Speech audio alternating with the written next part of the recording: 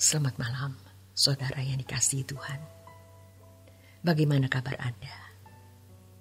Semua bisa dilewati. Meskipun hari-hari yang kita jalani begitu banyak masalah dan persoalan dalam hidup ini.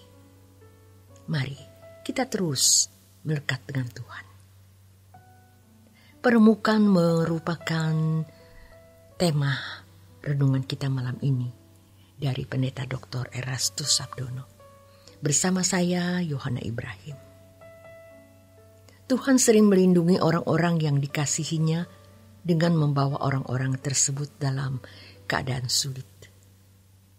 Jadi, keadaan sulit, keadaan yang tidak menyenangkan, bahkan bisa menyakitkan adalah cara atau bentuk Tuhan yang melindungi orang-orang yang Dia kasihi untuk memberkati orang-orang yang dikasihinya.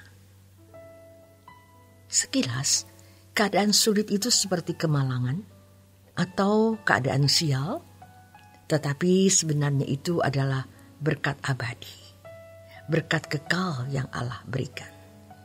Keadaan sulit yang dialami orang tulus membuat dirinya bisa menerima nasihat dari Tuhan dan membawanya ke dalam kemuliaan. Kemuliaan tersebut tentu diperoleh bukan hanya nanti setelah meninggal dunia.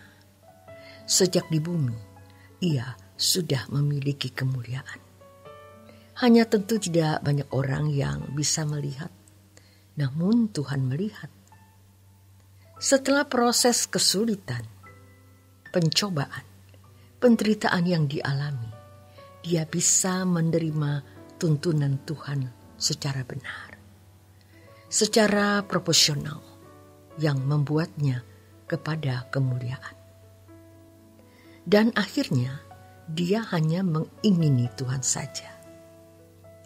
Di dalam kitab Kolose 3 ayat 2-4 firman Tuhan mengatakan, "Pikirkanlah perkara yang di atas, bukan yang di bumi, sebab kamu telah mati dan hidupmu tersembunyi bersama-sama dengan Kristus di dalam Allah. Apabila Kristus yang adalah hidup kita menyatakan diri kelak, kamu pun akan menyatakan diri bersama dengan Dia di dalam kemuliaan." Siapa yang tahu kita ini mengenakan kehidupan Kristus atau tidak? Siapa yang bisa menilai? Tapi tentu Tuhan selalu menilai. Karena seperti yang firman Tuhan katakan, Ia menguji batin manusia.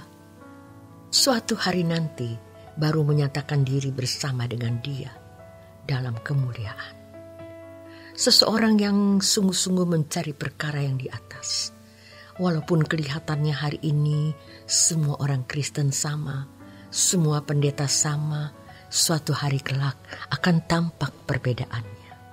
Tidak ada yang tahu apakah seseorang sudah mati dan hidupnya tersembunyi bersama dengan Kristus atau tidak. Karena selain perlu proses, ini pun sangat rahasia. Hal ini misteri hidup masing-masing individu. Jangan sampai kita yang kelihatan baik-baik ternyata tidak baik. Tapi orang yang pernah rusak ternyata bisa lebih baik karena diproses Tuhan. Jadi kesulitan yang dialami seseorang itu bisa membawanya kepada kematian bagi dunia dan hidup bagi Allah. Tapi terus terang, ini hanya dialami orang yang benar-benar memiliki komitmen untuk mengasihi Tuhan. Maka Tuhan meremukan dia. Bisa sampai Getsemani mengalami permukaan, lalu bisa sampai ke salib. Sampai ia mati bersama Tuhan, mati bagi dunia, hidup bagi Tuhan Yesus. Maka kita ikut Tuhan Yesus jangan hanya pada waktu Tuhan membuat air jadi anggur. Orang buta melihat, mukjizat-mukjizat terjadi, limpah berkat materi. Tapi ikutlah Tuhan dalam segala keadaan. Orang-orang yang punya komitmen untuk menjadi seperti Yesus itu pasti ditindas. Allah yang menindas, Allah yang menggerus, Allah yang meremukkan. Yang tidak bersedia tidak akan. Karena Tuhan tidak akan mengingkari firman-Nya. Allah berkata bahwa Ia bekerja dalam segala sesuatu, mendatangkan kebaikan bagi orang yang mengasihi.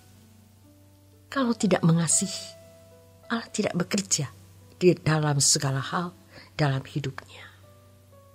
Tetapi kalau seseorang tidak mau berubah, ya tidak bisa berubah, harus mau ada dalam keadaan terjepit ini.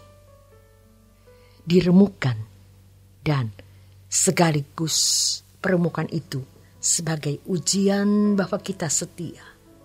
Tidak mungkin orang menjadi kekasih Allah, menjadi mempelai Tuhan Yesus, masuk menjadi anggota keluarga kerajaan Allah kalau belum diremukkan. Harus diremukkan, tetapi ini jarang terjadi. Sebab pada umumnya orang tidak mau. Tersinggung sedikit, marah, merasa harga dirinya disentuh, sudah tidak rela. Oleh karenanya, ia lambat mengalami perubahan. Sampai kemudian, ia harus menyerah kepada Tuhan.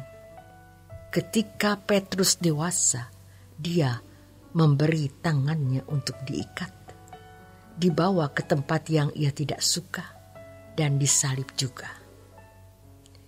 Bahkan menurut tradisi gereja, dia disalib dengan kepala di bawah. Pertanyaannya sekarang adalah apakah kita masih mau jadi Petrus muda yang mengikat pinggang, pergi kemana kita suka, atau menjadi Petrus tua? Keadaan terjepit mestinya membuat kita sampai pada tekad bulat bahwa kita hanya mengingini Tuhan saja. Kalau sudah tahap ini, kita sudah tidak mengharapkan sesuatu bisa membahagiakan kecuali Tuhan. Hanya Tuhan yang membahagiakan kita. Tetapi kalau kita mengharapkan masih ada kemuliaan di bumi ini, pasti ada yang salah.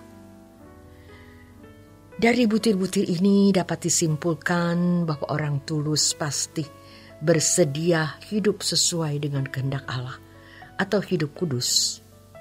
Orang tulus adalah orang yang berkomitmen tidak akan menyentuh dosa, sekecil apapun dosa itu.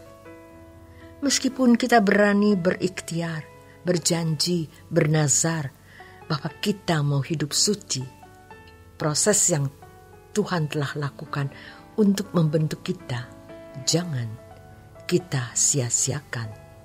Walaupun itu rasanya melampaui kekuatan kita, Tuhan pasti menolong kita untuk mencapai hal itu kalau kita dengan segenap hati mengusahakannya. Kesulitan yang dialami seseorang bisa membawanya kepada kematian bagi dunia dan hidup bagi Allah, karena Tuhan membawanya sampai Getsemani, di mana ia mengalami permukaan, bahkan bisa sampai ke salib. Terima kasih untuk kebersamaan Anda di Renungan Malam. Selamat beristirahat. Tuhan Yesus memberkati.